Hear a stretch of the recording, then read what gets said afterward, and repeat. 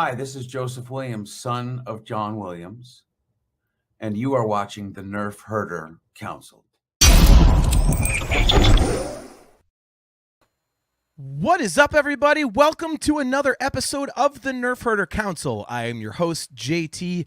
We are live on Facebook, Twitch, and YouTube. We are live at those three fine locations every other Wednesday at 8:15 p.m. Eastern Standard Time. We are brought to you by Audible. Go to audibletrial.com/NHC for your 30-day trial and a free audiobook download. You can also get customizable Nerf Herder Council swag at shop.nerfherdercouncil.com. You can find video replays of all of our shows on our YouTube channel. And if you'd like to download the audio version of the show, just Google Nerf Herder Council podcast. And don't forget, if you are watching on YouTube, please click that like and subscribe button so that you are notified every time we go live. Without further ado, let me bring on my esteemed co-host and my celebration cohort, my brother AJ. Yeah, what's up, buddy? What's going on, man? How you doing? I'm doing good. This is one of the fun ones. We always look forward to this. We only get to do it every few years. Our celebration recap. So yeah, this is always a good one. Hell, it's been what, like a month and a half since we did a show? I'm juiced up, man. Let's get to it. and of course, like, our show would have fallen on May 25th, which is like the perfect Star Wars day to do a show, and we weren't able to do a show, but that is because we were out, embarking on adventures and doing all sorts of goofy stuff as we are wont to do at Star Wars Celebration. So yeah, that was one hell of a trip. We got to see a ton of stuff that nobody else got to see. Hell, even I got to see things even you didn't get to see because of that Mando panel that you didn't make it into. So stupid lottery. That was crazy. I mean, we'll just get right into it. I mean, you guys flew out Friday, and you and my wife and my stepkids went to Vegas for 3 days. So you I haven't seen yet. Yeah, I mean, man, me out there somewhere, and I don't know if that's going to be used to blackmail me down the road. But yeah, you guys were already going for 3 days. You know, they actually changed the motto for Vegas. The whole, like, what happens in Vegas stays in Vegas, because obviously in this day and age that doesn't happen. So now it's what happens in Vegas only happens in Vegas. Ah, okay. Yeah, so it doesn't stay there, but it only happens there. See, if it was me and you, it'd be what the F happened in Vegas? Yeah, the new tagline. But yeah, so you guys had a 3-day head start on me, which of course didn't slow me down any. I was like, well, tough cookies, time to roll. So we went to Los Angeles. Actually, you guys picked me up at LAX Monday, the week of Celebration, and we headed out to the Sunset Strip. And we were meeting up with my good friend Mike Stang, who's a session musician out there, and we hung out at the Rainbow. We kind of bar hopped on the Strip, which was really cool. And we stayed at a really cool little hotel. It was only like 2 blocks off of the Strip, right by the Rainbow, called Montrose West. So that was cool. That place was nice. Yeah. It was kind of like an artsy type of a hotel. You know, they had like a chair that was a big ceramic hand. It's one of those places, the Andy Warhol-ish record covers all over the walls and stuff.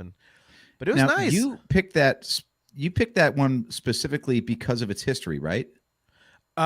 No, I couldn't get the ones with the history because of the price. Oh, man. Okay. Yeah. It was. I was looking at that place, going like, did this get fancy like after all the rock stars stayed there, or was this like where they stayed when they finally got rich enough to afford a place this nice?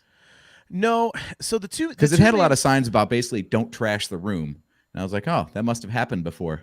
Yeah, they probably did have people staying there, but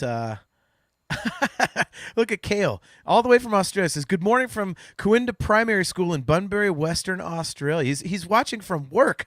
All right, Kale. Wow. Thanks, man. Good to see you, buddy. Maybe you should get back to work. Obviously, he's got a break.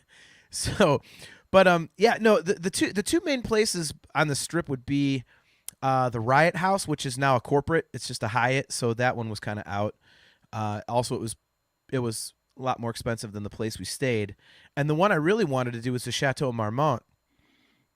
And that one, back when we were I was looking to do that in 2015 when we were going to California. No Led Zeppelin pun intended. It was, I think, like $450 a night, which is what we spent, or I spent, on the Montrose on this trip. But it was up to like $800 a night for this trip. And Even I was by like, California standards, that's pricey. yeah, I couldn't justify that. So that's why we didn't do the Chateau Marmont. But someday I'll stay there, I guess. We'll see. But yeah, this place I just picked because of its proximity to the rainbow. I figured that's where we were hanging out. Let's make it a real close walk. And this place looked cool. It was, slightly under the max price I wanted to pay for a room. There we go. This is actually in the There we go. lobby. So this is the kind of Yeah. place we were staying at. Yeah. Yep. Very artsy. God, that was a cool place. I would definitely stay there again. I mean, it was a little pricey, but the room, had 2 huge king beds in it, and then a living room with like a kitchen, and a little balcony that overlooked the street. You could see up to the strip from there. I mean, it really was a good view, and I thought it was a good value. So it was great. I mean, we got a whole kitchenette that we didn't need because we were only there for one night. But yeah, it was cool. Put warm beers in and some rum. So pretty much it. Yep. So yeah, that was fun. And then of course you and I on Monday night we got drunk. Everyone else was like, we're not doing this, and we went and broke into the hotel pool. So I've got a 4-minute video of that, but we won't share that online. Yeah, it's KXM. What's up, KXM Scary Man? I should probably delete that. That's now evidence. What's up, man? Hey, look, if we haven't gotten in trouble already, we're not going to get in trouble, all right? All we did, yep. KXM, glad you had a great time at Celebration. Oh, you'll find out. Yeah. We definitely had a good time. Definitely had a good time. Yeah, all I did was go up there. I mean, it wasn't locked or anything. It just closed at 10 o'clock, and I was like, F that. I went up there drunk and did cannonballs for a minute. I was like, screw this, I'm going in the pool. And then we went to the recreation area, and we were playing giant chess for a second. So nothing, no harm, no foul. We didn't destroy anything. So it was just, some random stupidity. So that was pretty fun. And then the next day we went to Hollywood. So that was interesting. It was One word for it. I had my crying moment because the first thing we did was went to Eddie Van Halen's house, which, getting to that in a minute, I don't know why anybody would live in the Hollywood Hills. That was some bullshit. Oh, that place is terrible. The road was seriously we couldn't even find our way. We Google mapped the whole thing and still couldn't find our way there. Yeah. I mean, it was ridiculous. It would say turn left, and I'm like, oh wait, no, the other left that's right here, and also a hairpin turn uphill 40 degrees. Right? Yeah, dude, it was ridiculous. I mean, I don't know why anybody would want to live in that area. I mean, the houses were, immediately right next to each other. We saw driveways that were maybe 3 feet long.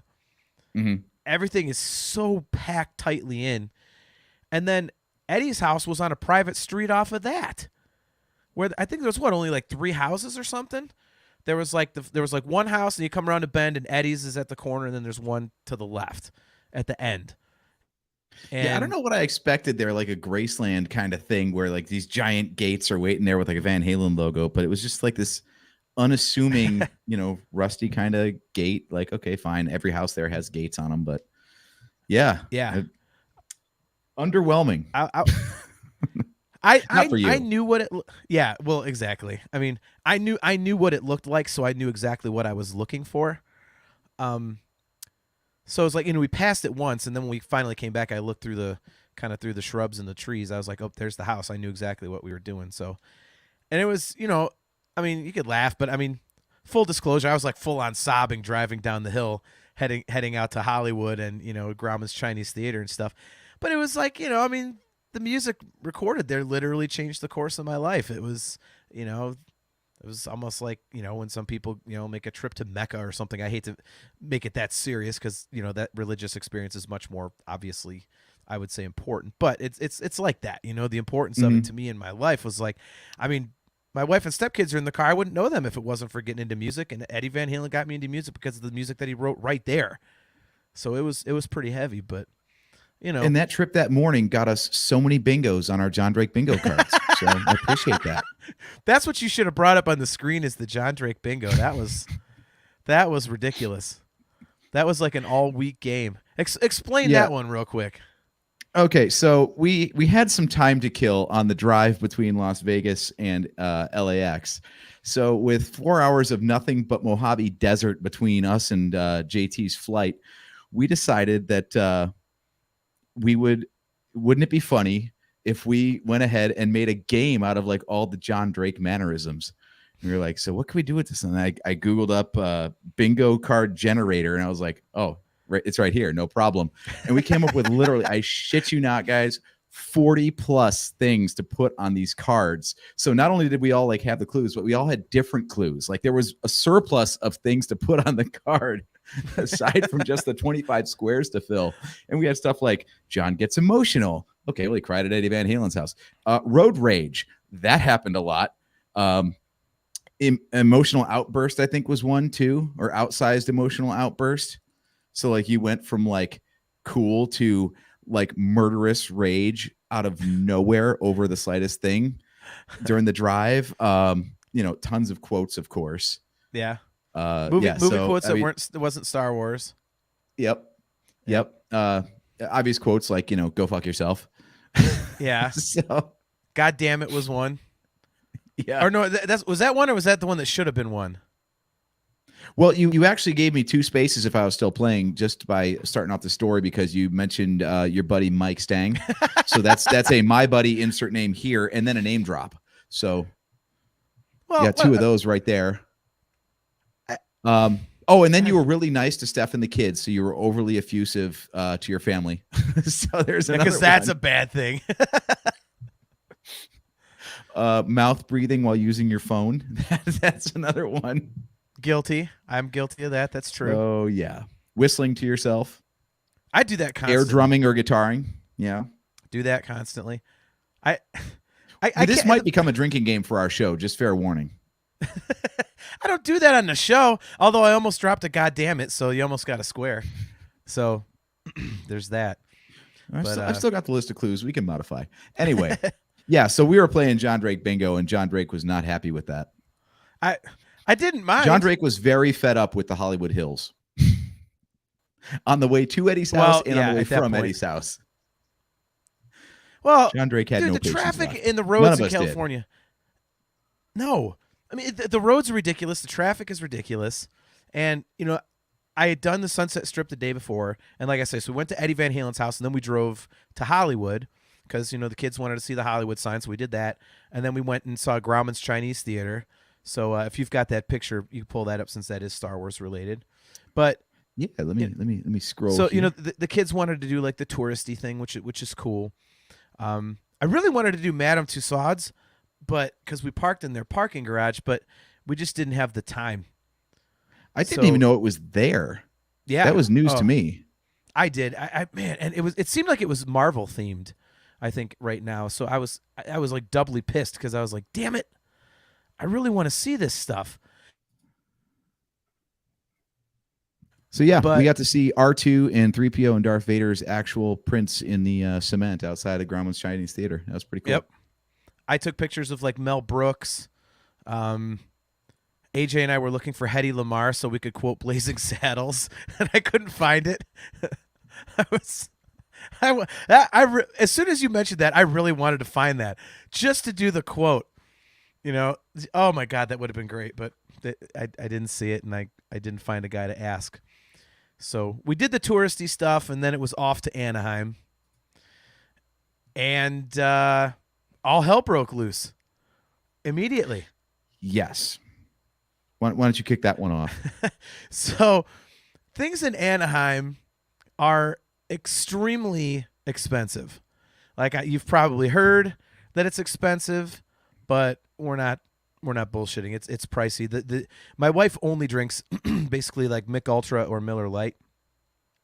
And the cheapest Mick Ultra we found the entire trip was $8. And back here in Ohio, you can get a 6-pack for like $6.99. So it was a little bit of sticker shock. So we decide that, we're going to get smart and we're going to bring our own stuff. So we roll into a liquor store and I bought a handle of Tito's and AJ bought a big bottle of Jack. And we had a hangout that Tuesday night. It was a pre-party for the Bunta. And, oh, man, my buddy Brad Henry. What's up, Brad? My buddy Brad Henry. I haven't seen you in forever. What's up, gents? Greetings from Oakland, California. Gatlin forever. What's up, dude? Man, we're talking about California as we speak. I don't know. I get that. Go ahead and play your stupid game. John Drake bingo's in full effect. Man, we're just talking about California right now, Brad. I don't know how you live out there. God damn, is it pricey? But so we had a hangout for the Bunta Eve Cantina that was Wednesday night. There was a pre-hangout at the hotel bar at the Hilton on Tuesday night. So we're like, we're not paying these hotel bar prices because there was an after party, like a private party we had been invited to by the organizers that we knew we were going to hang out at, and there was going to be booze, and I had brought some bourbon from Cleveland to share. So I'm like, remember, we got that one round at the bar, $19 for a Bud Light seltzer and Mick Ultra, I think. Yeah, it was off the hook. So I had brought my book bag, and I had, drank a bottle of water, and I refilled it with Tito's. So if anybody busts me, like, quote unquote, drinking water, they're not going to stop me. Be like, what's in the bottle? Like, duh, it's, Aquafina. But why does your breath smell like fermented potatoes? I don't know. So we're at the Hilton thing, and we're hanging out, and met some new friends. A guy from Cincinnati was there who was wearing a shirt that I had brought to wear on the trip, so that was kind of cool. We got talking about Ohio and home, and ran into the organizers, our good buddy Spencer and John Chiato, and we're basically drinking our own stuff. And then we went upstairs to the private party, which was in the presidential suite. And man, that room was no joke. I mean, it was like 2 bedrooms, 2 bathrooms, a full living room, like kitchen, dining room. It was just incredible. So we're up there hanging out, and everyone's getting pretty schnockered, especially yours truly. Yeah, you did a good job that night. I was in rare form. It was like, my first night with my Star Wars buddies, and me and you were off on one of our adventures, which always gets me riled up. So I end up, like, me and John Chiato end up basically, like, wrestling a little bit. So, like, I ended up with a wound on my leg. I still don't remember how, but I have a big, like a big chunk out of my shin, so, which is difficult to do because I was wearing jeans. So, well, you're very impressionable, and we had spent the afternoon watching Jackass 4 and Jackass 4.5 That's right. In the hotel room. So you were a little riled up by the time we got there. Yeah, I was ready for some Star Wars for sure. And so John and I end up like tackling each other on the couch and whatnot. And Spencer had gone to bed. Poor Spencer. Boy, did I apologize. Yeah.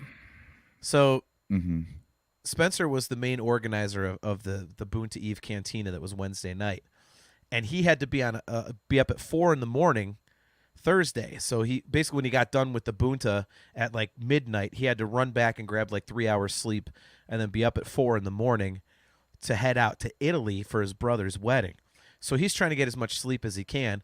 So my stupid ass decides that it would be funny to barrel roll him in his bed after I'm tackling John. So I go running in there, and thankfully I didn't like completely tackle him and do all this stuff. Like, I basically like jumped and rolled over him and then like ran back out of the room.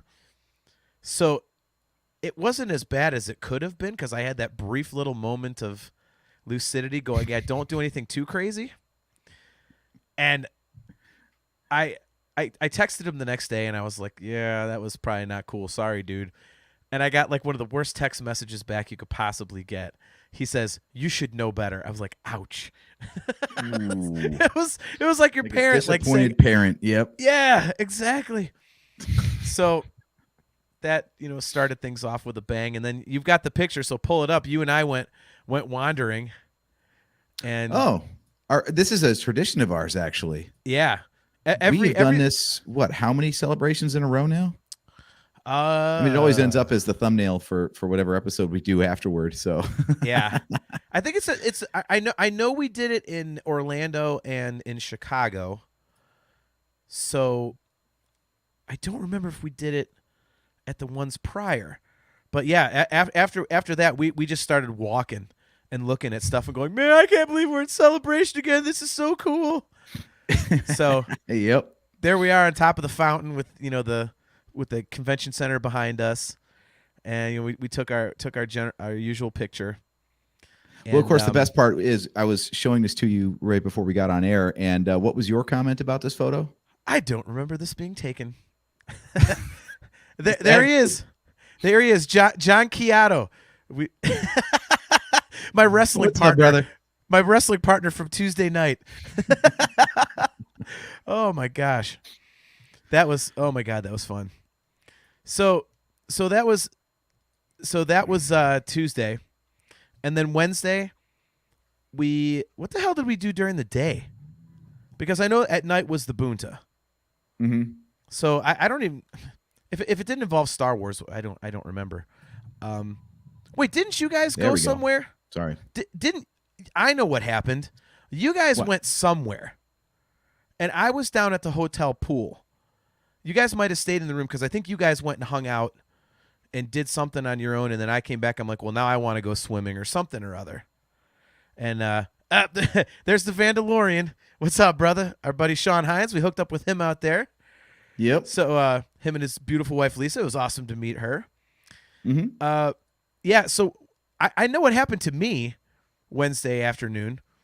I went to the pool, and I was sitting there by myself, and I know Steph and my stepdaughter Drew were down there, and they were just going up. And as they were about to leave, I said, Steph, get back here, get back here, get back here. And she says, what do you want? Is this better not be one of your dumb games? I'm like, get your camera out. I think that's Tim Morrison over there. Temuera Morrison. She's like, who? I'm like, the guy who plays Boba Fett and Jango Fett. So she stood there, and then, I was waiting to go see if it was them, but I didn't want to be obvious about it. Well, it did turn out that it was him, and I found out that it was him by being scared a little bit first, because he and his wife got up, and it looked like they were leaving. I was like, oh no, because I was still sitting in the pool trying to play it cool. Well, then I realized they're just going to the bathroom. I was like, okay, it might be time for me to get out of the pool and dry off a little. And so I did, and they came back out and sat down. So I walked over and I was like, I'm so sorry to bother you, but are you Temuera Morrison? Temuera Morrison? And he said, yes, I am. And I was like, oh man, that's great. So I was like, can I get a real quick selfie with you? He's like, sure, bro. So I got to tell him, I have a buddy in Dayton. Go ahead and mark your card, AJ. That is from New Zealand, and he always told me that if I ever met Tem, that I had to tell him my bro and my bandit Napui. And I'm bad at the New Zealand accent, but so I got to tell Tem that. He's like, oh, that's his tribe, bro. He's talking about his tribe. So that was a cool little moment, and that kind of yet again started a celebration off meeting a celebrity, which has happened I think at every single one of them that we've been to now. Mm-hmm. Be it Ray Park or Ben Burt, now it's Tim Morrison. Dude, So maybe we were just at the right hotel, but it seemed a lot easier to cross paths with them this time. Because I'm not usually going up to anybody, but I was like, yeah, okay. Yeah. Well, we ran into Phil Tippett on Friday after the ILM panel. So he was down there. I didn't get to, you got a picture of him, but I didn't get to get a picture with him. Yeah, he was super rushed. He was on his way out to grab a car, so I wasn't going to stop for a selfie. Yeah, and both times I saw him, he was actually talking to somebody with a lot of paperwork in front of him, so he was doing some kind of business, so I wasn't about to interrupt that. I think it was either Thursday or Friday morning, I saw Tem walking out of the lobby as we were leaving to go to the convention, and someone next to me said, "Oh, is that Tim Morrison?" And there's Phil Tippett. There's Phil Tippett, ILM legend. Man, God, it's cool running into these people just like that. And the guy said, "Was that Tim Morrison?" And I said, "Yeah, that's him. I met him yesterday." And he said, "Oh man, you and McGregor just walked past with security and got in a car." I was like, "You and McGregor staying here? Holy crap!" So and there were others that we saw but didn't get to get a picture with. So Wednesday night is the Boonta Eve Cantina. So why don't you talk a little bit about that? Well, it's kind of a tradition, right? I mean, we got involved back in 19 at Chicago, I think, right? Yeah, that was the second Boonta, and this was the third one. Okay, yeah. So that was the second Boonta, and that was kind of a classic because neither of us made it out of there alive, just about. Through trying to supplement our lack of food with additional beer. So, right. Not all calories are created the same, folks. But yeah, so this time we actually had a plan. We went out there. It was packed though, right, bud? Oh yeah. Like that. They were actually saying that this thing has grown to where it's probably going to be a ticketed event from now on because they got to do crowd control somehow. Yeah. There's just way too many people to find a venue for this thing. So we got out there pretty early on, and we were, doing the schmoozing and stuff. You're in a room full of Star Wars fans, so of course you can strike up a conversation with anybody, even a Steeler fan, right, John? Yeah, we because originally we had hooked up with our buddy Sean, the Vandalorian, and then Chris Mocked, who the host of Mocktails from the Cantina. He's been on our show several times, and so when they had to take off, they were going to the Rebel Force radio party. We were eating, and I happened to see this just enormous black guy. He looked familiar. I was like, but he's wearing a Pittsburgh Steelers shirt. But I asked him, I said, "Are you the guy from the Celebration highlight video from like 19? Like you're in the Jedi robes, but you're doing the Darth Vader?" He's like, "Yeah, that's me." So we get to talking, and of course we start running our mouths about football, and then his buddy was there. I think his buddy's name was Chuck, I want to say. Chuck and Bruce. But might be Rich. I don't know. I'm terrible with names. And we just sat there, bullshitting with them for over an hour. Mm-hmm. So that was outside, and then the Boonta got started, and then we had to head inside. Yeah, and you were actually in the Boonta. There was 13 people in the first round. It whittled down to only one at the end. Yeah, it was first. It was a karaoke contest called Alderaan Idol, and actually Spencer asked me to open the thing because he wanted kind of like an energetic performance, and he knew that I kind of move around, so he asked me, would you mind opening? And I was like, yeah, that's fine. So I'm a bundle of nerves, and I had to be the first one to go. So that was fun. I sang "Sugar We're Going Down" by Fall Out Boy, and it was fun. It was, like I say, a room full of Star Wars nerds, and the only problem was I had blown my voice out.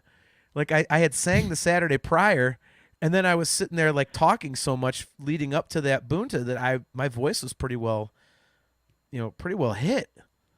Plus, there's something about the air out there. I don't know if it's the smog or what. We had the same problem in Las Vegas where it's just so dry that, like, my God, my voice was blown all week, and I didn't do a thing to it. Yeah, I just couldn't do anything. Yeah, it was. So how you made it through that set, I have no idea. Well, you were there when I was picking songs. I'm like, okay, what can I actually hit? Mm-hmm. So, I made the second round. So I made the round of 8, which was fun. And I'm like, okay, now what? So I chose Summer of '69 because it had become apparent in the first round that if you pick songs that everybody knows, like the crowd pleasers, that was a pretty good way to, help yourself advance. So I did Summer of '69. And I refrained from doing my alternate lyrics because I like to mess with people and see if they're paying attention. So the line that goes, "Standing on your mama's porch," I go, "Standing on your mama's corpse." And I did not do that. At the end, instead of, me and my baby, it was 69. I'm like, "Me and your grandma in a 69. Ew, gross. It was your grandma. And I didn't do that. So I was actually, I behaved myself. So, but even then, God, speaking of prices again, what did we run up? I know that you covered the food 190. tab. Yeah, and that was the food bill. And then my bar tab for all of us was like 150. So, with tip. And that was only a tab for 5 people, by the way. Yeah. Well, and honestly, the bar tab was only and for one of them 4. went home sick. Yeah. So it was really a bar tab for 4. Yeah. 4.5. Yeah. Yeah, it was so with tip we probably dropped over $400 doing this, but it was worth it. and it was came time for the finals, and I was like, I just wanted to have fun. Well, I made the finals, so I was guaranteed a giant Kyber crystal, because our buddy Kiato, he was one of the two main organizers of this thing. He had actually 3D printed giant Kyber crystals. They're about probably about yay big each, about like that. And third place was blue. And I'm surprised you don't have it nearby. I have it behind me, so I could go get it, but It wouldn't show up. It's the wrong color. yeah, exactly. That's why. Right now, it's a transparent crystal. Exactly. But look at Sean. The Vandalorian was dropping back Mandalorian Mai Tais like they were juice. Yeah, I saw a lot of those across your table, man. But those were good. In your defense, I don't blame you. Look at that. Oh, look at. Okay, my co-host of my Dream Theater show is trolling me. What was the entrance fee for the actual convention? Was it a pass that gets you in all days? Shut up. He's setting me up for a joke. I'm not even going to answer that. I know what he's doing. So I was guaranteed one of the Kybers, and third place was blue, second place was green, and first place was the black crystal. So from the dark saber. And I was like, you know what? Like, if I'm going to win any of these, I really hope I actually get second. Like, it'd be awesome to say that I won the karaoke contest, but I'm kind of hoping that I get second because I want the green. And wouldn't you know, I placed second. So I got the giant green Kyber. It was cool. And I did pour some sugar on me in the final round because I was like, my voice was so shot. I need something I could basically just yell on pitch. And so I picked pour some sugar on me. It was like, and I knew the crowd would dig it and everything, but it was totally a cop-out because my voice couldn't handle anything else. That was one of the weirdest conversations on the way to the bar, too, because you were trying to scheme. You're like, all right, what can I sing that's not going to win me the competition? It's going to place me second. Like, how many people aim for second place, right? Like, that's a dangerous game to be like, I want something that's good, but not awesome. Like, not too shitty to get third or bounced out, but not good enough to get first. Well, I mean, I wanted to win, but I think I wanted the green Kyber more. So, I mean, I busted my ass. I sang my ass off. I didn't sandbag it, but I ended up getting exactly what I wanted. So that was good. Our buddy Joseph Wren is about to get banned from the chat. He says, "Did you ride the space whales at Celebration this year?" Fuck off, Joe. Enough with the damn Purgles. I also supported. I did a little flashback for us because if you remember Orlando 2010, how we first met the Thrashers was a bottle of Bacardi in the car during the Friday night mixer. Yes. So your stepson Dominic got introduced to that tradition because there was a liquor store right next to the bar, and we were having a hard time getting served. So I was like, "Hey, what if I put a bottle of Bacardi in the car? You want to come out for some refreshment?" So we were taking trips back and forth to the car, and we killed that son of a bitch. Well, props to Dominic. He was holding up his end of the bargain. That's become one hell of a tradition for us because we get tired of bar bills, so we end up buying our own. That's exactly what we do. It sounds irresponsible, but it's like it. Let's face it. It is irresponsible in one respect because you're hiding open bottles of booze in your car, but. It's responsible in one point that we're saving money. We're being frugal. It's fiscally responsible. So, and to be clear, neither JT or I drove home from that bar. So, safety first. Was that the night Dominic drove?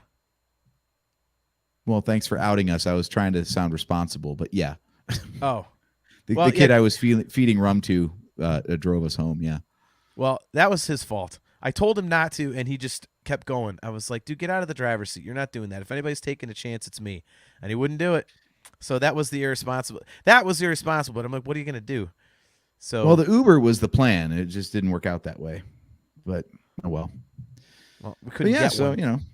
Yeah. We killed a bottle of rum in the parking lot, just like Orlando 2010. So the tradition continues. In your defense, it was the flask size, so it wasn't like like points. Yeah, let's not make it sound like it's like a full. That story comes later, finishing an entire full size bottle of booze in one night. But we'll wait for Saturday. Get this moving. We haven't even gotten to Celebration yet, and we're already 35 minutes into this show. I know. Well, this is our recap. So, but after Wednesday, the convention starts. So we're at Celebration, and it, excuse me, it was, man. This is outside what turned out to be the Mandalorian experience, if I'm remembering the right entrance. But this is what it looked Yeah, I like think so. on screen outside of the convention center. So this is like, this always will pump you up. The first day of Celebration, when you roll up and you see the key art, this enormous banner and stuff like that, and all the Star Wars stuff everywhere, and everybody in costume, it's just nothing pumps you up like that. And they did the lottery for the main panels again, and I actually had 6 chances because I had 2 4-day passes, mine and my wife's, and I also had a single day pass for each day, Thursday through Sunday, because I had bought tickets when they went on sale when it was supposed to be in 2020. And I never asked for a refund. I just kept them just in case. So I ended up having 6 badges, and I ended up winning entry to all 4 of the panels. And you got 3, correct? Mm-hmm. But you only Yeah, the went one to I 2. did not get was the Mandalorian panel. Okay, because you and I had the Twin Sun stage. So for those of you who don't know, the panels happen live on the Celebration stage, which was like the little amphitheater in the Anaheim Mhm. Convention Center, and then they live stream it to 2 other stages, which one is the Galaxy stage, which is the bigger one, and then a smaller one called the Twin Sun stage. And we won the lottery for the Twin Sun stage for the opening panel, the Lucasfilm panel, on Thursday. We won Galaxy stage for Friday's ILM panel, Light and Magic. It's about a new documentary that's coming out on Disney Plus. That's a 6-part documentary made by Lawrence Kasdan. It's all about the history of ILM, and it just looks fascinating. And then I won Celebration stage tickets to both Saturday and Sunday for the Mandalorian Season 3 panel and the Bad Batch Season 2 panel. And you won Celebration stage tickets for the Bad Batch panel on Sunday. Mm-hmm. So talk a little bit about Thursday and getting into that, how getting in. Yeah, talk about that. Yet another freaking, Oh, well, well planned entrance strategy by whoever sets these damn things up. God, do we have to talk about that, or can we just skip to the good stuff? Because every celebration is chaos on day one when people. It's like they've never done it before. Like there's no signage pointing you where to go, or this line for this line for that. We were just all clustered up, kind of wandering in a mass. Like, where do we go? I don't know. Are you going to the first panel? Or are you just going to the show floor? Like, they really need to figure this stuff out badly. But yeah, we did eventually figure it out. But it wasn't because any show staff let us know what was going on. It was because the attendees just kind of like talk back and forth, like, hey, what are you here for? What are you here for? Blah blah blah blah blah. So we eventually figured out where the hell to go, but like it was astounding. And then as we're walking out that afternoon, there was finally a sign up that said like, oh, celebration stage this way, show floor this way. And like, why wasn't that up at the beginning? Like the first time people walk in and they've got something to go to, like the keynote panel of the entire celebration event, and no one knows where the hell to go. It was ridiculous. Like, did they not have a walkthrough ahead of time with staff to be like, you direct them here if they're doing this, you direct them there if they're doing that? I don't think they know, or I think they were short staffed because it was, yeah, like Vandalorian said right here, poor signage and uninformed staff. Yes, very much so. I actually thanked the staff on my way out the last day because I was like, man, this job can't be easy because Star Wars fans can be real jerks, especially when they're all wound up for celebration. Yeah. And they did not have the information they needed to like be at all helpful. So they probably had people yelling at them all day long about like, what the hell? Why don't you know this stuff? And it's not their fault. Yeah. Yeah. Mandalorian. It's not like they had an extra 2 It was years to kind of plan astounding everything. because I mean, it's not their first time at this venue either. I know it was 7 years ago, but they know how to run a celebration at Anaheim Convention Center. Well, So I mean- why it was such a cluster getting in that first day, I have no idea. Well, and we'll get into the the actual panel here in a quick second, but just as an example of what we're talking about, you had to go all the way to the far entrance to get into the the queue to wait. Well, if you had to have a QR code to show to get into the panels if you won one of the lotteries. So the lines are just jam packed, and we're like, okay, where the hell are we going? Because we started seeing people, some of the lines being let in, and we're like, all right, so and we're all the way at the far end, and we're like, okay, this is going to take us forever. We're going to miss the damn panel. So AJ says, well, you hold our place in line, and I'm going to Vice go. versa. No, you. I held the place in line. That's what I'm saying. You said, I'll hold our place. Oh, I'm sorry. I must have misspoke. But yeah, AJ said, I'll hold our place in line. And then you go. For whatever line that may have been, we didn't know. Yeah. We were and, just and you in go, a line. Yeah, he told me to go figure out what the hell was going on. So I go all the way back out. And I find somebody. I said, hey, which line do we get in to get into the panel? And he says, any one of those. Any one of those in E over here. Like the whole room. Any of them. I'm like, okay. So I go back and I find AJ, and we're talking, and he said any line works, and we're like, okay. And someone behind us said, well, do you have a QR code? And I said, yeah, we both have QR codes for the Twin Sun stage. And she said, well, you want to get one of those lines that's going in because those people have QR codes. This is the standby line. And I'm like, how the hell does one of the attendees know this and not one of the workers? What the F is that? So plus where they had us queuing up was dumb too, because it was nowhere near where we were trying to get to. Yeah. So we end up running and getting in one of the QR code lines. We got in, and then this was kind of a cool moment because we were standing with some people that had never done a celebration before, and they were like, we have no idea where we're going. And I said, well, we've been here before, so follow us and we'll direct you. And we let them, we figured out as we were going where, the Twin Sun stage was, and they followed us the whole way, and we got them there, and we all got in, and everything was good.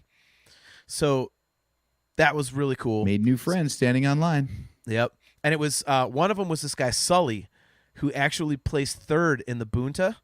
And I ran into that guy multiple times every day. It was the weirdest crazy. thing. Yeah, I'm like, everywhere I turn, there's friggin' Sully. I was like, what the hell? What's up, man? So that was pretty cool. But yeah, the first panel we sat down and man, it opened with, the Obi-Wan Kenobi stuff. And I can't even imagine what the volume was like at the celebration stage, because people were going bonkers in our stage, the streaming stage, and having been in the celebration stage for 2 other panels in the coming days, like it gets loud in there. Mm-hmm. And when Ewan McGregor and Hayden Christensen came out, it was just complete, like, holy crap. So, they went through the Kenobi thing, and when we walked in, they had, checked our QR code, but remember they put this green, like, wristband on us, like a shimmery green wristband. We're like, what the hell is this? So we thought that was a wristband that you had that they gave you when you swiped your QR code for any of the, like, the morning panels. We're like, okay, so we're assuming like I was going to get 3 more of these things, in the coming days. So we'll come back to that. So they did that, and then the next thing they talk about Andor, which was amazing. Mm-hmm. Because, you and I are huge Rogue One fans. So I don't know about you, but I'm, I've said it on the show. I'm super pumped up for Andor. And, of course, then they brought out, Diego Luna, which was awesome. So they had him out there and Mon Mothma. So, they came out and they talked about it. We saw the first trailer for Andor. So that was cool. And then they talked about, I'm trying to think what order they did all these things in. Was it Willow that came I think next? after that is when. Sorry, was that when Willow? Did they do Willow after Andor? No, I think they stuck with all Star Wars first. So I think after that was talking about Ahsoka, I want to say. Okay. Well, where I Rosario know Dawson had a video message because she was filming on set and could not attend. Yeah. Or so we thought. Yeah, the filming location for their stuff is like an hour from Anaheim, they said. And so Rosario Dawson couldn't be at Celebration. More on that later. And so she had like a video message, and then we saw like the first like footage from Ahsoka. And it, they had only been filming for like a couple weeks, so I mean they threw this together real quick.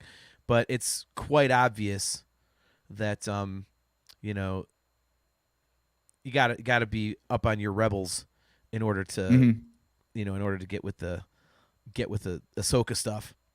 So we saw that, and then they announced a show that no one had ever heard of before called Skeleton Crew. And it's like these 4 kids get lost in the woods and they got to find their way back. It's an adventure story. And it stars Jude Law as the main character.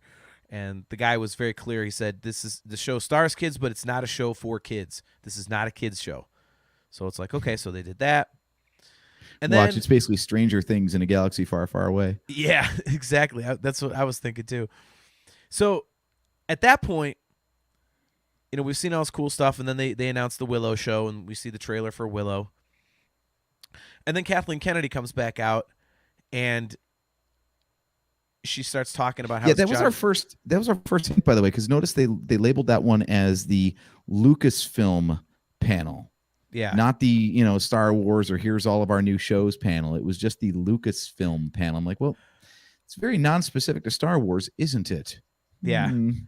And then they did the Willow reveal. We're like, okay, now we get the Lucasfilm thing. Yeah. Yeah. And then there's me sitting next to you like, I'm sitting next to you the whole time going, if I get Indiana Jones, I'm going to lose my shit. And then they did Willow. I was like, oh, well, there goes that. So Kathleen Kennedy starts talking about John Williams, how it's his 90th birthday and all this, that, and the other. And then they mention his music and they say, well, we were looking back at all of his themes for Star Wars, and we realized that Obi-Wan Kenobi doesn't have a theme. So, John Williams wrote a theme for Obi-Wan Kenobi. And you guys are going to be the first people in the world to see it performed live. Here's the Anaheim blah, blah, blah orchestra. So, the curtain kind of comes up, and there's an orchestra there. And she says, and who better to conduct it than the maestro himself, John Williams? We're like, holy crap!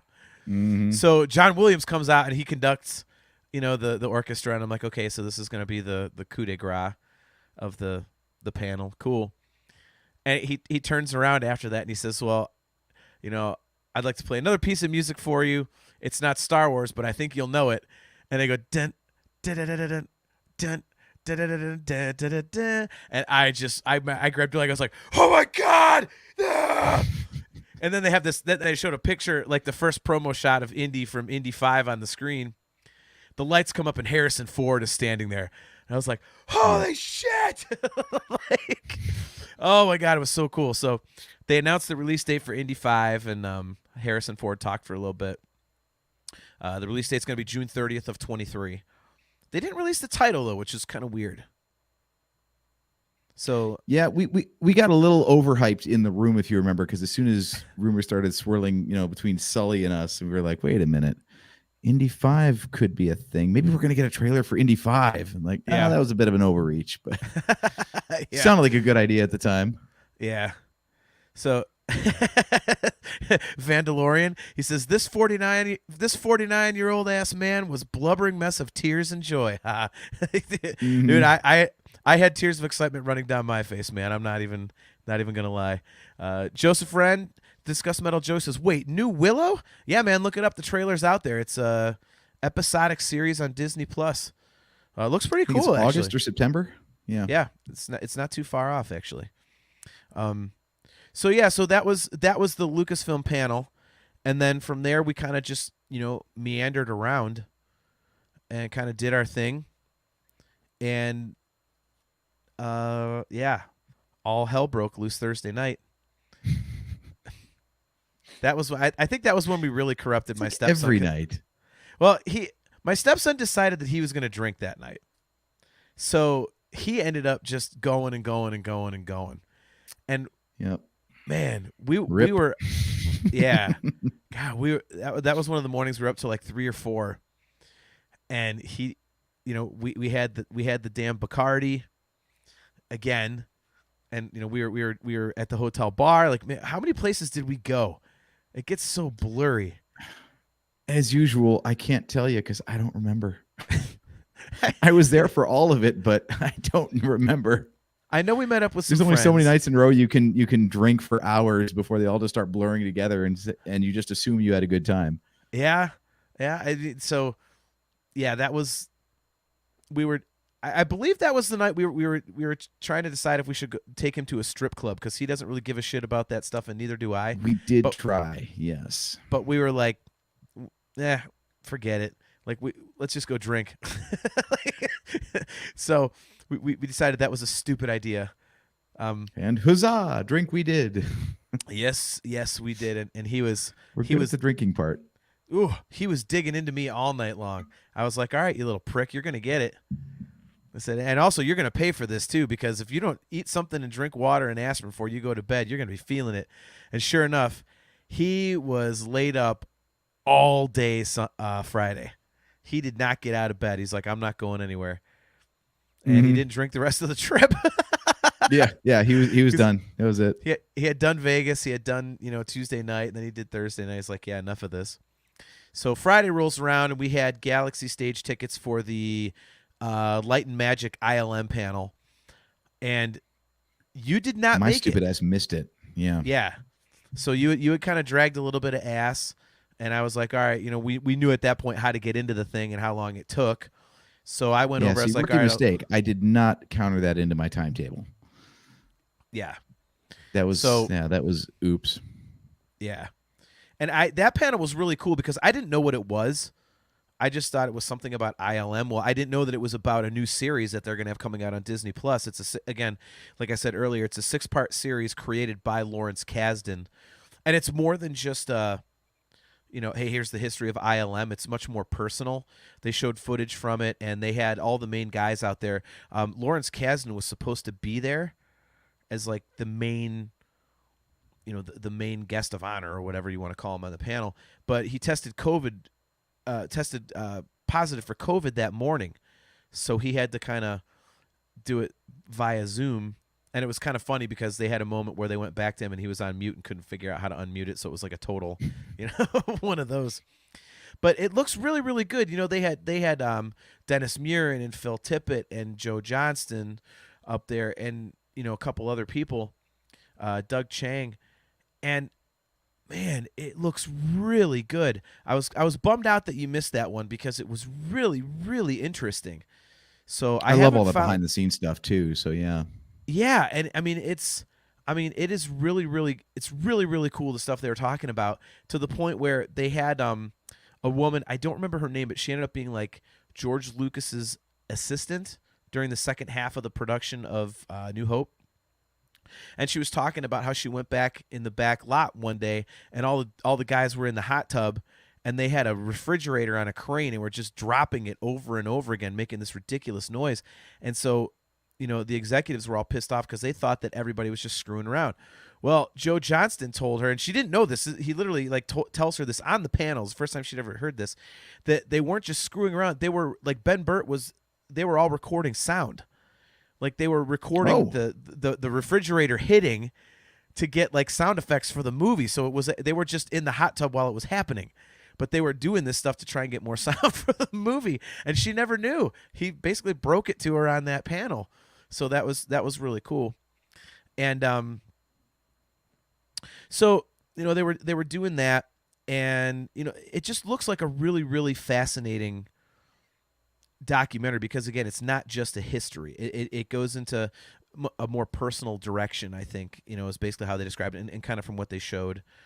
Ron Howard was on that panel too, and he talked about it. So it was just, the panel was great, and the show looks awesome. I got to find a release date for it. I haven't found it yet, but so.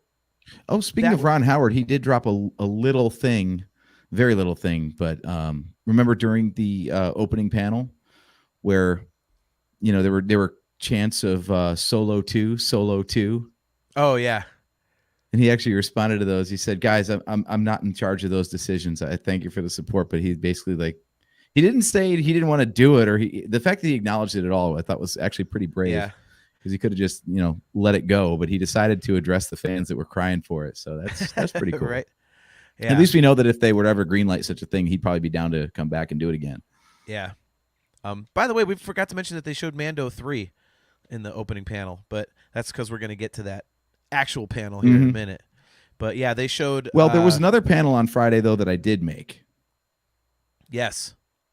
Remember, and this was a weird one because it was an afternoon panel, and you'd think that based on the timing of this celebration being 20 years after the release of Attack of the Clones, that they would make a bigger deal of it. But instead, for some reason, they decided to put the 20th anniversary panel on in an afternoon. So there was no actual lottery for it either. It wasn't one of the highlighted panels you could get in the virtual queue for.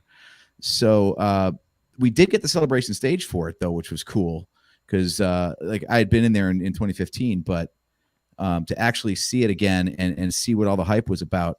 And obviously, as you could tell, people were pretty jazzed for this thing. Like that is just wall-to-wall people, lightsabers and everything, and they had trivia and stuff ahead of time. It was fantastic. Yep. And pretty much anyone that they could get for the panel was there. So I love the way they present these panels, don't you, JT? Where they bring out everybody, and then then comes the rest, right? Like they did the whole panel. They had, who did they have? They had Tim Morrison and Ashley Eckstein was the presenter, and Daniel Logan and Doug Chang. It was John Knoll, Matthew Wood. That's right. So they had some behind the scenes Daniels. guys, and they, of course, and Anthony Daniels, and they're going through, they're talking about all this stuff, and you're like, huh. There's a couple conspicuous absences here, given that we know some people in this movie are at this celebration right now because we already saw them earlier. And then they announce, and here's Hayden Christensen and Ewan McGregor. Yep. And they come out and they second standing ovation of the day. Yep. It was crazy, the love for this thing. So it was a great time. But I think the real lesson from that whole panel, though, JT, correct me if I'm wrong, is that Tim Morrison and Daniel Logan need their own podcast. Yes. And it needs to be 5 hours per episode. Yes. Those two. Tim Morrison stole that show. That guy can talk, and he is hilarious. If you guys get a chance, go on YouTube and look up any of the panels that have Tim Morrison on them, or his interview on the Star Wars live stage, or Daniel Logan's as well. Those guys were hilarious. I mean, they've got to have their own panel. Yep. Yeah, I was gonna. They're good sports too. Yeah, I was just gonna bring this up. Vandalorian. He says I wasn't the first one to scream it, but I was the one close enough to the stage to scream like a bantha, loud enough to get Tem to do the move. Yeah, somebody at the panel said like a bantha, and they heard it, and Tem started doing the move from Boba Fett. It was hilarious. So I think the other nugget that came out of it, which I thought was pretty interesting, I mean, it's not anything that I didn't already know, but, Ewan McGregor basically said, he came flat out and said, that the prequels were not well received at the beginning, and that he really appreciates that in the last few years there's been this, groundswell. Yeah, that's true. Of support for the movie. He had called out the fans previously for just being rotten to everybody involved with those movies. Yeah.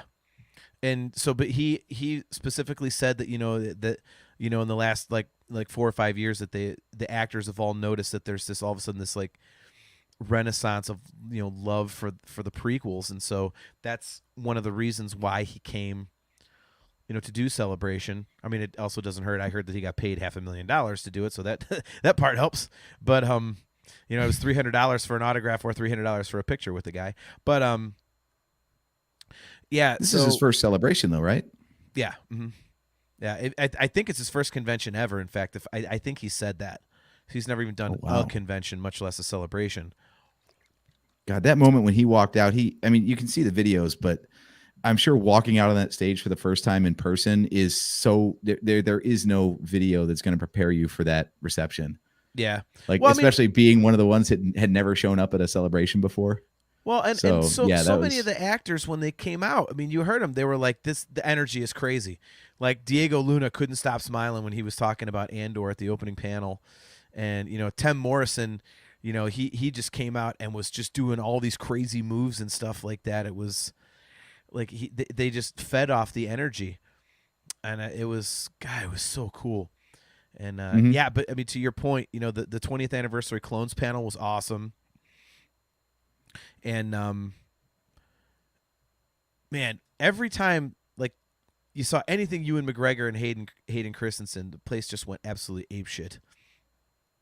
So that was interesting. And I wouldn't say there's like too much groundbreaking information in the the 20th anniversary panel, but it was just great to hear about it. And for me, it was great to see a lot of love for the movie because I've always thought, and I've said it on the show before, that I think that movie's very underrated. It's got the clunky dialogue and the love story gets really ham-fisted near the end, but I love it, and it was really cool to see other people really digging on the movie. So that was cool. That afternoon, I went and saw Doug Chang's panel, or was that Saturday? I'm getting all my timelines crossed. But in any case, it was Saturday. Okay, yeah, I know. So. Yeah, and then Friday, that was kind of like our slow night. We really were like, yeah, it finally caught up with us after Tuesday, Wednesday, Thursday. Well, yeah, we needed a little bit of downtime. And Monday. But yeah, like we realized we had no plans on Friday night. We're like, why don't we just take the night to stay in and actually catch up on our sleep? And so we did. Wait, was that the night that we tried to find a nice dinner? Yes. And we ended up getting Uber Eats from that California fish place. But it was delicious. Oh, that wasn't our KFC night? Yeah.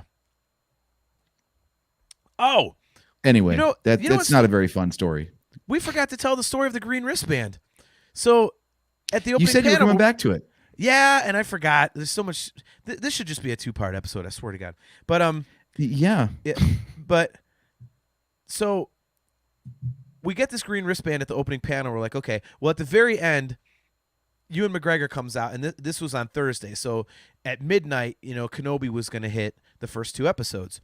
And he comes back out on stage and he says, if you guys got those green wristbands, what we want you to do is come back here at 5:30, get in line, because at 7:00 we're having a red carpet premiere for the first 2 episodes of Kenobi, and you guys are all going to see it before anybody else in the world. And we ended up not going because I was going to the bash. And my buddy Mike I talked about that we met on Monday, his band, he was in the band that was playing the bash. So I was like, damn it. So Sean, he says it's a gold wristband. Sean, we were on this Twin Sun stage. Ours was green. Don't question me. But so yeah, ours was gold. Don't rub it in our face, your highfalutin celebration stage, okay? Nice. So yeah, we could have gone and done that, but we were pretty worn out, and I had to be at the at the 501st bash at like 8:00. So because my buddy had put me and AJ on the guest list, so I had to go pick up passes and stuff. So that was Bacardi bottle number 2 for Dom. Yes. Yep. That was why it started. That was Vandalorian. My mistake, peasants. So we didn't go to the world premiere. And we did the math and we're like, wait a minute. So we're going to get to see this like 6 hours ahead of everybody else. Yeah. We can wait. It's fine. Well, we ended up having drinks at the bash because it was included in the ticket price. Mm-hmm. And that's when my wife and stepdaughter had decided, yeah, we're going to bed, and the other 3 of us were like, we're not. And that's when we started just going and wreaking havoc on our livers. So, and yet again, we got fed up with the lines at the bar, so that's when I just went and bought a bottle of Bacardi. Yep. And Dominic and I were pulling off of that instead. In the middle of the bash, you did that. So you had brought back a Coke bottle that was mostly rum and part Coke. Yep. So that happened there. And then, but yeah, so the green wristband was we could have seen the world premiere of Kenobi before anybody else, and we didn't. So we missed that part of it. The bash. It wasn't the only surprise from the main panel, though. We glossed over one other thing that was not advertised for Celebration. Okay. Talk about that. So I think this is the first time they've done something like this. Like they like to do surprise reveals for trailers and shows and whatever upcoming stuff there is. Like John Williams coming out to conduct the orchestra, for example. Mm-hmm. But they did another thing. They also had, of course, they had Jon Favreau and Dave Filoni out there for the main panel on Thursday morning because they're pretty much running all the live action stuff now. So, yeah. Which I didn't know that Filoni was completely like out of animation now because he's focused on the live action stuff. I thought he was still overseeing all that, but apparently he's handed that off. So yeah, that kind of explains why we're getting so much Clone Wars and Rebel stuff in live action now too. But but yeah, so Favreau came out and actually, told the crowd, he's like, we are filming like only an hour away from here, and we thought it would be really cool to like show you guys some of the stuff that we use to film with. So they actually apparently loaded up stuff from the live sets that they're still filming with right now, because Mando 3 is in production and Ahsoka's in production and stuff. And they actually loaded all that stuff up, and then they had a surprise experience, they called it the Mandalorian experience, that they announced during the panel. So like it was nowhere on the show schedule. No one knew this thing was going to happen until Favreau says, hey, we loaded up all this stuff that's actually being used right now to film these shows, and it's over in this other hall, and you can use a virtual queue to try to get into that thing every day. And I think it was awesome, because it was so packed that we never actually got a chance to get in. We were in the virtual queue every morning, like it opened up at 8:30 in the morning. We were in the virtual queue waiting for the queue to open ahead of time every day, and within 7 minutes of that queue opening, it was shut down because all the slots had been filled for the day. Yeah. That thing must have been insane. I think didn't they have an actual animatronic Grogu, like an actual filming puppet there? Yeah, because they, getting to the Mando panel, that was brought out there. But yeah, I saw pictures of it, and somebody on the Celebration Facebook page, the Bunta runs, posted like 500 pictures of it. It's like everything in there, and it was, holy crap, it was incredible. But the standby line every time we went by, there was like photography. That was kind of the point. Didn't Favreau make a point of that, going like, hey, this is just for attendees. This is just for you guys, the hardcores who are here.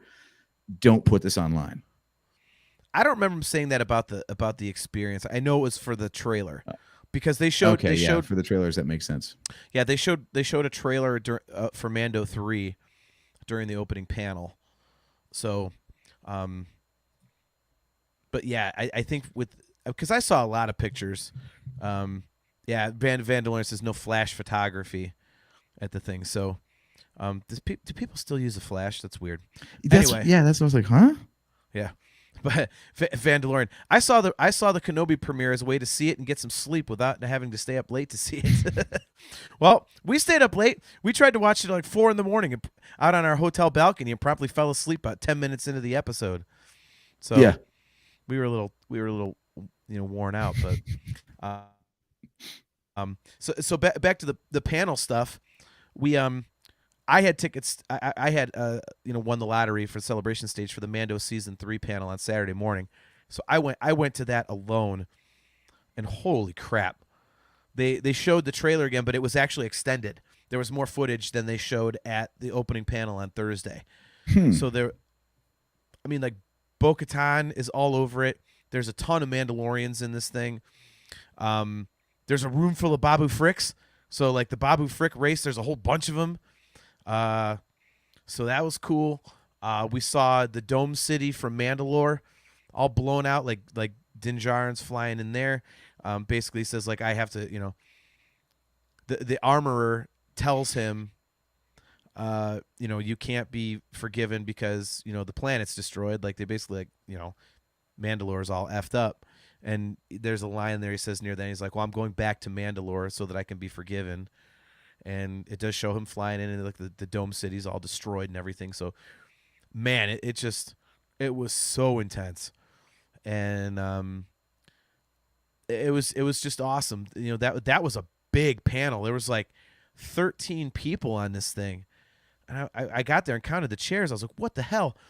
And one of the main things was at the end, they did bring out Rosario Dawson. She had driven from the set like an hour away, and then she showed up, and then they showed this is when they showed the footage of Ahsoka, if I remember right, because they just had the video message for Ahsoka on Thursday, and then at the end of the Mando panel, they showed the first footage of Ahsoka, and it finally like revealed Sabine Wren, and then the actress who plays her came out, and then they were, her and Rosario Dawson were talking about the show.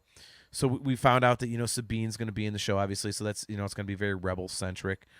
We saw, the interior of the shuttle that they all were leaving on to go find Ezra at the end of Rebels. You saw the interior of the Ghost. So it just the whole Mando panel was just, oh my god. I mean, Favreau and Filoni just do such a good job with this stuff. I mean, you can tell that they're fans before anything else. So that was really really cool. And they actually, you know, they did like a cast picture at the end of the panel, and that's where, you know, Favreau had said, "Oh, there's one more cast member we have to bring out," and he brings the animated Grogu up on Nice. stage, and it was moving and stuff, and it was like standing there, and he's like, "All right, buddy, you got to sit down. You got to sit down," and it actually sat down. I was like, "Wow, okay," and it was waving and stuff, and it was pointing at people, and it was crazy. But yeah, I mean, you could see all these people that are in here. I mean, you got Favreau and Pedro Pascal, and you've got his two stunt guys, one of whom in the cowboy hat is Brandon Wayne, who is John Wayne's grandson, who we met on Sunday night, and then, or was that Saturday night? Was it Saturday night? Saturday night. Yeah, we were hanging out with him, so we met him at the hotel. Obviously, there's Jon Favreau. There's the lady that plays the armor. There's Katie Sackhoff, who plays Bo-Katan. We've got Giancarlo Esposito, Carl Weathers, Rick Fukuyama, or Fumiyama. I'm always bad with his last name. And Rosario Dawson, and behind Katie Sackhoff is the lady who plays Sabine. But man, that was a huge panel. So that was really cool. And then, like I said, during the day, it's obvious even from the key art at this celebration that Lucasfilm knows that the Mandoverse is absolutely their cash cow right now. Like there was that one panel about the 20th anniversary of Attack of the Clones, but otherwise it was, here's all of our upcoming shows, most of which tie into the Mandalorian. Here's a panel about the Mandalorian, and we have a cartoon too. Yeah, and even that has a couple of ties. Like they know, and the merch on the show floor, oh my god, like everything was Din Djarin and Boba Fett and Grogu. Yeah, it was like everywhere. Well, you were with me. I was walking around trying to get stuff like Biker Scout stuff, because I collect Biker Scout stuff, and I found barely anything. I mean, there was like nothing. I found like one T-shirt outside of the badge art T-shirt in the Celebration store. And then I found some action figures, and that was about it. I mean, there really wasn't anything crazy, because like you said, it was all based on that other stuff. So all the cosplay too. I mean, how many times did we see this walking around? Yeah. I mean, that was the best part, was there were so many group costumes where like there were a couple Pellies out there, and of course everyone had a Grogu with them, but yeah, so many Din Djarins, so many. Yep. It was incredible. But yeah, so then Saturday afternoon, I went to the Doug Chang panel, and that was just, I mean, you saw it at 19, so you know how cool it was. But that was that. I actually had my third celebrity run-in after that panel, because on Thursday night at the Bash, I ran into Steve Sansweet. So he's got a mask on, but yeah, we hung out with I hung out with Steve Sansweet for a bit. That was right as you had left to go get the rum. So right after that happened, I run into Steve Sansweet, and then after the Doug Chang panel, I was walking through the show floor, and I ran into Doug Chang. So, and that for me was a really cool one, because I got to tell him about, how we saw his panel in 19, and we're just, we knew it would be good. You mean this Doug Chang? That Doug Chang, exactly. So like, we figured it would be cool to see, his panel, but it was so much better than I could even have thought. So to see it again, and because the one in 2019 was art of episode 1, and this one was designing the Mandalorian. So the stuff that he talks about is just so fascinating, and he's such a good storyteller. And just he took questions after the panel this time, and some people had some really cool questions. He was so gracious, even if it was a kind of dumb question, and like just such a nice guy. So we did that, and then you know what I just realized? We're doing a lot of show and tell. This is going to make a terrible audio episode. Well, like, here, look at this picture. Crickets. Well, this is our sales pitch for people to tune into the live show. But yeah. So then we got some dinner, and then Saturday night was we were hanging out with family, and then family decided they didn't want to hang out anymore, and you and I were like, you know what, we're not done. And then we did. Yeah, this is the John and AJ adventure. Yeah. So we decided, all right, damn it, we're gonna find a strip club. Let's find like a strip club out by a bar. We're gonna go to a bar, go to a strip club. We're just gonna go adventuring and see what the hell, you know. And honestly, like I said, we're not big strip club guys. We just thought it would be funny. Just say that we went to a strip club out of town. So we ended up finding one that was by the place the Bunta was at. And it's on like this access road, and it looked really shady. It was like if you go back into like a kind of crappy looking industrial parkway, we were like, what the hell is this? But it was supposedly a super nice one.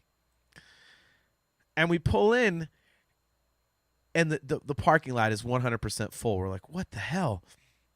And they're like valets everywhere. And it says valet parking, $10. Well, there was no self-park. So you had to spend $10 just to get your car parked. And we went, screw this. So turned around, and well, you had to take a piss. And I was going to like pull up next to a building because there were some bushes. And right as you were about to get out of the car, California hates bathrooms. Yeah, there was like nowhere to go. And just as you were about to get out of the car, I looked at him like, crap, there's a cop sitting over there. Yep. So we narrowly avoided that bullet. So that was good.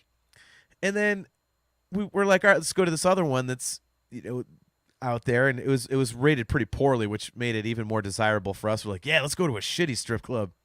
Right. So we pull We've into been this to the damn- landing strip in Lima. We know what's up. Yeah, this place probably would have been. I've been like to the Lido frickin' Lounge, Christie's. so nothing Yeah. scares me anymore. Right. So we pull into this parking lot, and again, even at this little dumpy place, $10 to park your car before you even get in and pay cover and all that. I'm like, we're not doing this. So we got pissed. We're like, let's just go drink at the hotel.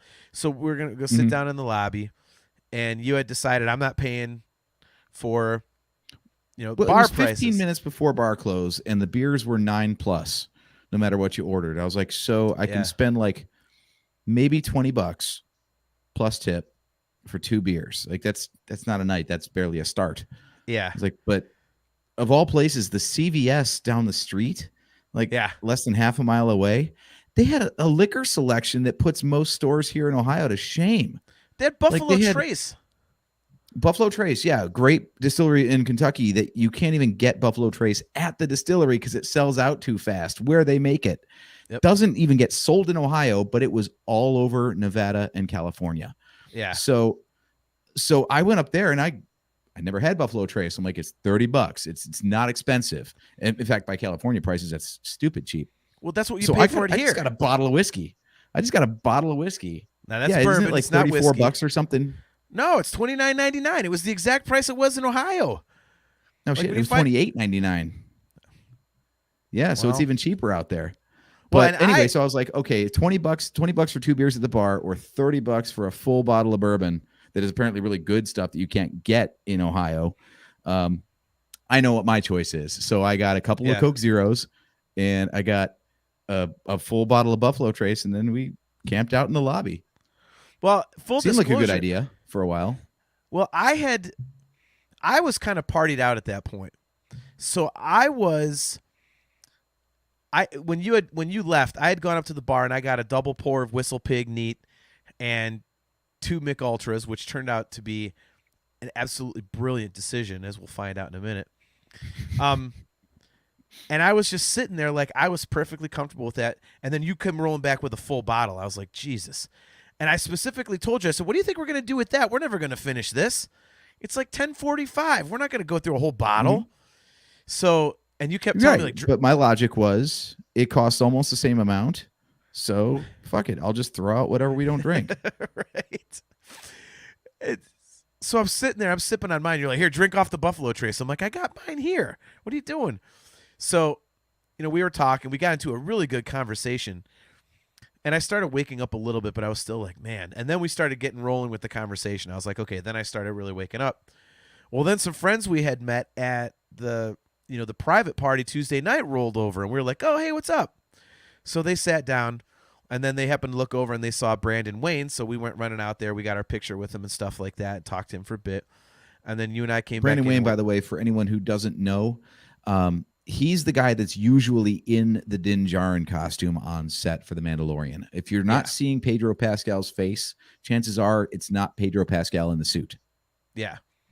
It's this Brandon Wayne who, like we said earlier, is actually John Wayne's grandson. So kind of cool there. But yeah, so we go back inside and we're talking. And after like a half hour, 45 minutes, they come back in. And we're like, do you guys want to drink? And because they had to be up early. They were going somewhere, flight or whatever. And they're like, no. Well, eventually they're like, yeah, we'll do it. So like there was a whole bunch of them. And it just got down to these two. And the rest of them went off and were responsible. And these two stayed with us. And then we just got into this really nice conversation. And I'm still going to give you shit for this. You had the bottle of Buffalo Trace out on the table, and we're in the lobby, and now mind you, the bar was closed. So I mean, I didn't see why it was a big deal because it wasn't like we were taking money out of the bar. You know, we had the bar, we couldn't get stuff from the hotel bar. So, but I told you, I'm like, put it down on the ground and just at least hide it behind the table. At least let's try to be a little suave about it. It's like, oh no, fuck it doesn't matter. Well, sure enough, we're sitting there drinking, and, you know, we're passing it around, and this overzealous, like, chubby dickhead security guy comes over, and he's just a total ass about it, and he's like, you know, you gotta put that stuff away, get rid of it, or I'm gonna kick you out of the hotel. What the hell made you think you could do that anyway? And I was like, okay, and you were pretty pissy about it. He was even more dickish than that. He started with, I'm kicking you out of the hotel. Yeah. Unless your guest's here. Yeah. I'm like, oh, okay, fuckhead. Well, one, we are, and two, go eat a bag of dicks. I don't care. Yeah. And I had too much bourbon in me at that point. I was ready to make a scene if it had been pushed any harder. Yeah. And I was like, all right, fine. Okay, fine. And I was like, all right, well, but then I remembered that I had 2 beers sitting there.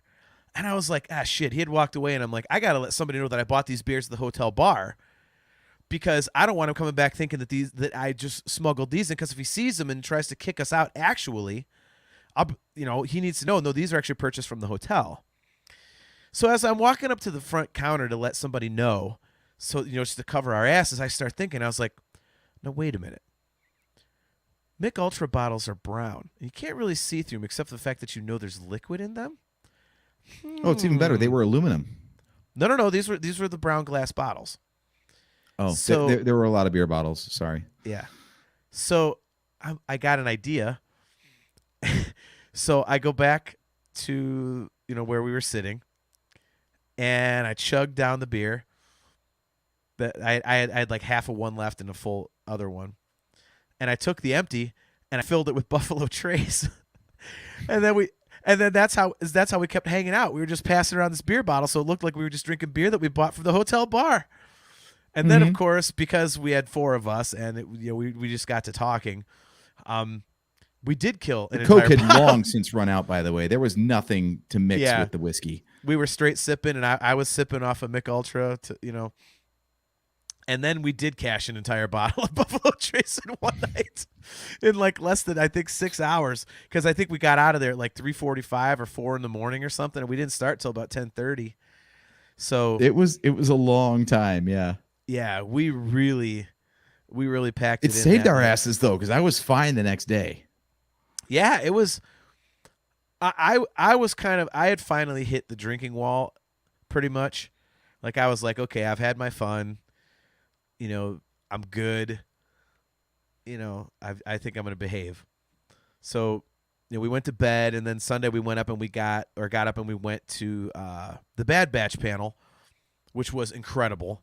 You know, we got to see the trailer before anybody else saw it, and the coolest thing about that, I mean, dude, like, I realized how much I know I like the Bad Batch, but I didn't realize just how much until I was at that panel for season 2, because I was just like, damn, this is cool.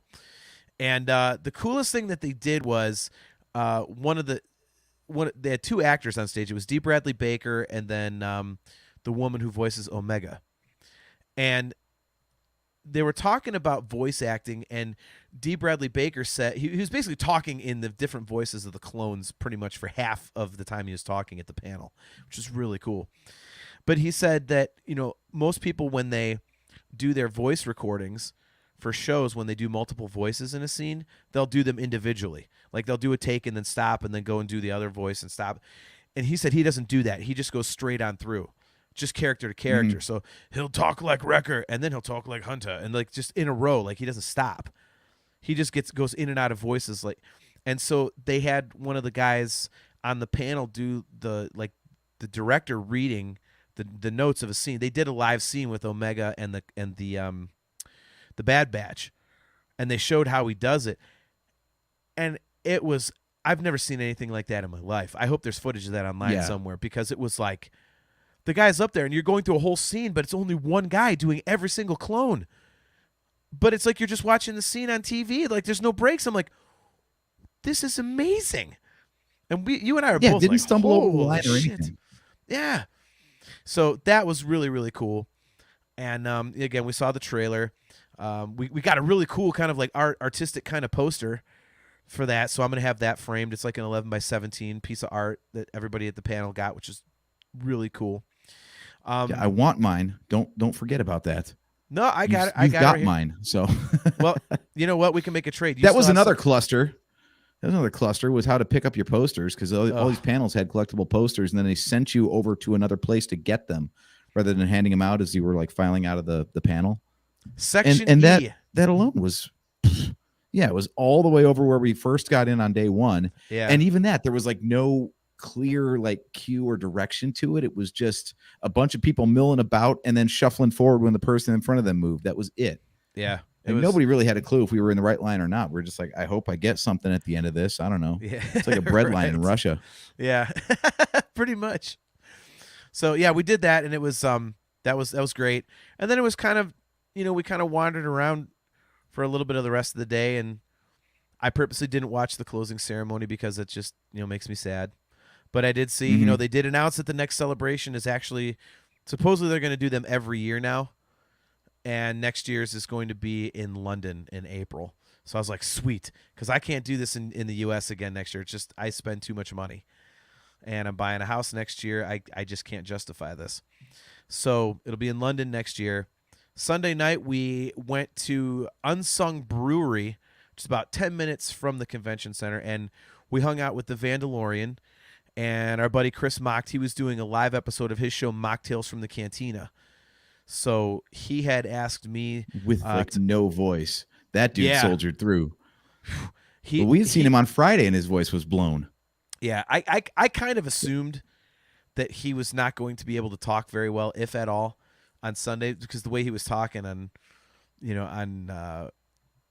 was it Friday that we saw, or was it Thursday? Whatever night we saw him, like we went up to that other brewery. Yeah, we went to another brewery to hang out with them. That's where we were before, and Friday night a brewery closed at like 10. It was ridiculous. And that's how we got into the whole shenanigans of like, that was Saturday. Yeah, okay. Yeah, that was Saturday, because that was before we went on the whole let's go to a strip club thing. John Chiato, he says, so does that mean you won't go to London? That is exactly what it means. I will save my money for the next... I'm not ruling it entirely out yet. I'm saving my money for the almost ruling it entirely out, but that's it. I do have a passport that I've never used. I got it in 2020. There haven't been many good opportunities to travel internationally since then, so this might be an excuse. Plus, our cousin's got a daughter who's attending university over there, so well, all right, get a chance to see her. But I am not. The cost will probably be prohibitive unless I find like 3 or 4 really good friends to split all the lodging and everything else with. Yeah, it's prohibitive for me, so I'm like, yeah, that's not happening. But so that night we went to the Mocktails from the Cantina live episode at Unsung Brewing, excuse me. And I think I had one beer. I was just like, my body was like, don't you put any of that shit in me. Like, I've had enough of this for... At that point, it's like seeping out of our pores. We're like, oh my God. Dude, I was so bloated from all the crappy con food and the alcohol that I couldn't get my rings off. Like, I've got a Star Wars ring and my wedding ring, and I couldn't get them off, to the point where like 3 days in a row I didn't even put them on because I was so bloated. I mean, it was just, oh my God. But we went and we went there for a little bit of the Mocktails live. He had asked me to come on the show with him for a bit, but he wasn't able to get to me before we had to leave. I had to get you and Dominic to the airport because you guys were flying home on Sunday night. Mhm. And then I, went back to the hotel and we ordered some more of that fish stuff because, California Fish Company, because we just needed something with nutrients again. And we ate dinner and woke up the next morning early and off to the airport we went. And in true AJ and JT fashion, you almost missed your plane at LAX on Sunday night. Yeah. Whereas That was not our fault. well, that's not what I heard. According to Dominic, he said that you were dicking around with your phone. You had to charge it up and had to download Kenobi to watch on the plane. You took so long that it got to last call, and then you got on the plane. Oh no! I was talking about before then. Where the baggage check was shut. Yeah, like stuff was broken at Spirit at check-in, so we couldn't get they were directing everybody over to a person to check your bags in, and at that point, like they actually like pulled everybody from the Cleveland flight out of the line to go to somebody else because they realized that there was no way in hell they were getting people through this line queue without missing their flight. Yeah. So yeah, that was not our fault. Ugh. The car return and everything else worked just fine. And then it wasn't, and then we weren't going to miss the flight. We were right there at the gate, but yeah, I was trying to get that. And I mean, if they had really like made us think about it, I would have been like, all right. So it worked. Dom's being dramatic. Don't trust that little turd. Well, all I know is you had that issue, and on Monday morning, my wife, my stepdaughter, and I were in the TSA line 2 hours and 3 minutes before our flight. So, me over planning and making sure we're on time and not missing anything, and then you like cutting it to the last pubic hair of time, like is on full display. We cut it to the last second because we were at that brewery when I was supposed to be driving to LAX. We didn't wait that long. We were hanging out for mocktails. Yeah, we left in plenty of time.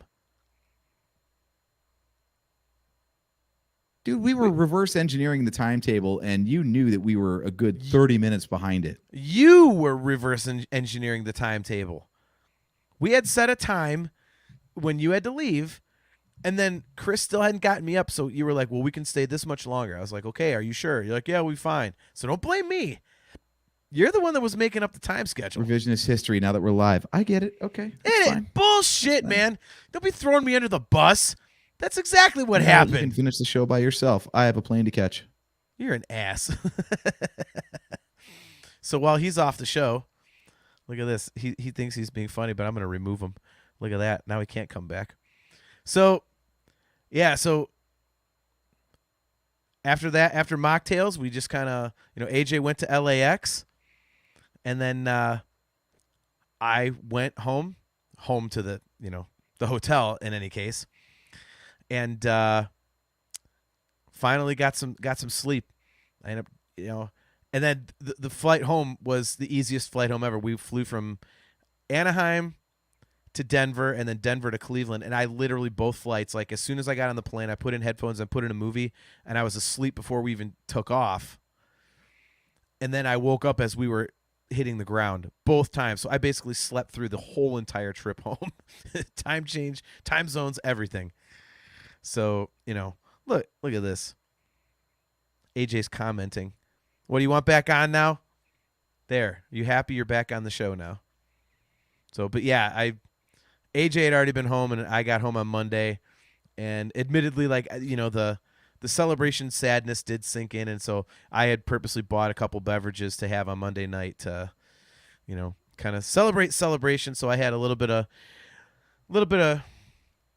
bourbon and a couple beers, and just sat there watching celebration highlights. It was a great end to the trip. John Chiato says, you fly out of SNA, John Wayne Airport in Anaheim. Yes, we did. We hired an Uber. I scheduled it the night before. The guy was 10 minutes early, and it was really, really cool. Nice and easy. I'll definitely do that again. But, yeah, overall, man, great trip. But, man, did we burn ourselves out. But that's good. Like, I don't know how you felt, but Sunday night I was, you have those vacations where at the end you're like, man, I I really could go for another few days. Like, I really wish I had another couple days. This was one of those vacations where I'm like, yeah, I think I'm ready to go home. I'm ready to see my dogs. I'm ready to sleep in my own bed. You know. Yes, very much so. Especially with the 3.5 days we had in Las Vegas ahead of time. That was too long to be away from home. Actually, yeah. Just tired of living out of a suitcase, and like you said, like paying con prices or hotel prices or California prices. Not sure which clothes you've worn and which you haven't, so you got to do the smell test to see what's clean to wear. Like, yeah, no. Right. I had enough of that stuff. I was good. Yep. John Chiato says, I had to watch the live streams for a few days to get over con blues. Yeah, I'm still looking at stuff because, things I missed, and Star Wars live stage. There's some cool stuff from that, and yeah, I mean, not Here's gonna lie, the cool though. thing about being there, though. And we noticed this, especially with the Bad Batch trailer. The one that they released online to everybody on YouTube is not the same one that we saw. Well, we saw a longer, more detailed one than what got released. So, like, people that think that, like, if they just wait a couple days, they'll see everything online after the fact. Not true. There's a lot of stuff you see only by being there in the panels at the event. Yeah, and they showed that one scene. They showed like a full scene from one of the first few episodes of season 2 of the Bad Batch, and so we saw that. Yeah, there's just so many things that you get at Celebration that, news comes out of Celebration that spreads really fast, but you see things that no one else ever gets to see. Like that Mando stuff, like there's not even a trailer for that. And much less the extended one that I got to see in the panel. So, all these things, and also, this is one thing. Excuse me, throat's drying out. Gross. This is, yeah. This is one thing you really can't quantify, but you can watch like the Celebration stage panels online, like the big ones that they'll put them up on StarWars.com or whatever on the YouTube channel. But man, there is nothing like being in that room. Like the energy is so much different. Being there live. And this is the first time I really realized that. And I think that's what's going to keep me going. Again, if the next Celebration was in America next year, I couldn't go because I'm buying a house, so my money's really tied up. But the year after, and in 24, if they do another one in the U.S., I'm like, hell yeah, let's rock. And I do think that it's probably better if you and I just go by ourselves, because I don't think we're going to have any complaints on that. Oh, I'm already getting complaints from the wife, but I'm like, look, you went for, we got you a 4-day pass. You went for all of like 4 hours. And all you want to do is sightsee. All I want to do is Star Wars. It doesn't mix. And you know what, dude? This started out as mine and your thing, and I think it needs to go back to that. It just is easier to coordinate. You want to go to this? No. Okay, then I'm going. All right, see you later. You want to go to this? Yes. Okay, let's go. You want to go get in some trouble? Yes. So which doesn't mean that no one else is welcome on the vacation, but the Celebration part, yeah, that's ours. Yeah. Look at this. No one else is really interested in it like we are anyway, but if it's in a city that they want to go check out, fine. There you go. Have fun. Yep. Separate hotel and everything. Go see your sites. We're going to go see our Star Wars. Yeah. Here's the one downer that we found at the end. The Vandalorian says, and then there's the joke of, man, I need a vacation from my vacation. And then you get home and almost everyone we stayed with tests positive for COVID. So, True. yeah, we got that's one way I got to keep in touch with some of the people we met was I started getting texts from people going, "Hey, I got COVID. You should probably go get tested." Yep. Which I did, and it's negative, so we're all good. And I tested negative too. That threw me for a loop because I had to sing twice this past weekend, and if I had tested positive, I think like 14 days or 10 days or something. Even if it's like 10 days, it would have screwed me on 3 concerts that I had to perform, which then screws 4 other guys. And we make some pretty good money. So I was like, oh God, when I was taking that test, I'm like, please be negative, please be negative, please be negative. Mm-hmm. So yeah, but yeah, I mean, overall, man, it was a great trip. And, I think minus the debacle of getting in on the first day, I think it was pretty easy getting in and out of things after that, because people kind of figured out where to go, how to do it. Getting around was easy. The Mandalorian experience wasn't well marked. The Celebration stage wasn't very well marked, but you kind of got the clue of where it was after the first day.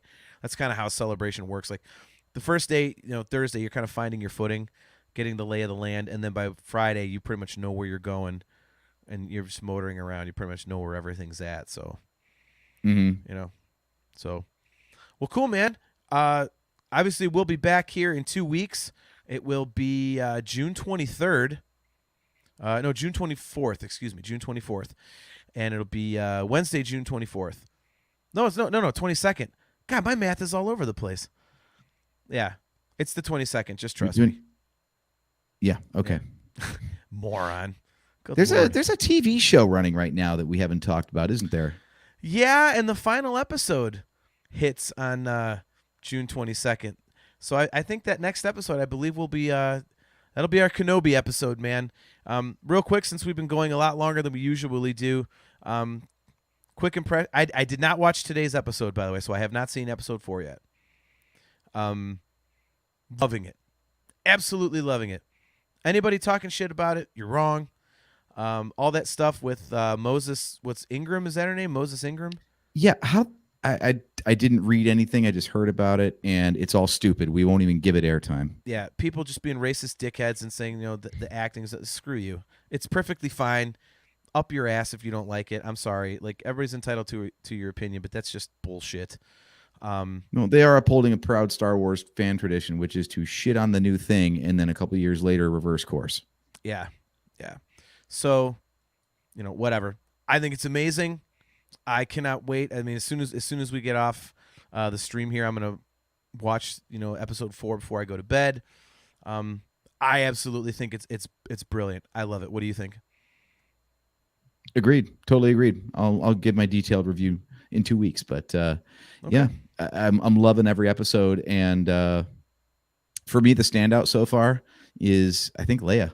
Honestly, I was never that into Princess Leia as a character, but boy, they are writing her so perfectly that she's kind of like one of my new favorites now. Yeah. The only thing I think that's a little bit weird is how she's like, well, sorry, is that a spoiler? No, yeah. When she tells people, well, you're afraid of him because the way she's kind of like seeing into people, and it's like that might be a little heavy-handed because that never happened in the movies, but I get it. They gotta kind of be like, yeah, remember she's a Skywalker, so, and so it's not even a complaint. It's just like, okay, whatever. Mm-hmm. But yeah, it's great. So in 2 weeks on June 22nd, see, I got it right that time. 8:15 p.m. Eastern Standard Time. We'll be right back here, discussing Kenobi and all of its glory. All 6 episodes will be out, and we'll be able to talk about the series as a whole. So that's going to be really cool. So please tune in to that. Again, every other Wednesday, 8:15 p.m. Eastern Standard Time. We are live on YouTube and Facebook and Twitch. If you're watching on YouTube, don't forget to click that like and subscribe button. We are brought to you by Audible. Go to audibletrial.com/NHC for your 30-day trial and a free audiobook download. And you can get customizable Nerf Herder Council swag at shop.nerfherdercouncil.com. So I am JT at Dog Pound Jedi. He is AJ At Drake Adams 579. And we will catch you guys next time.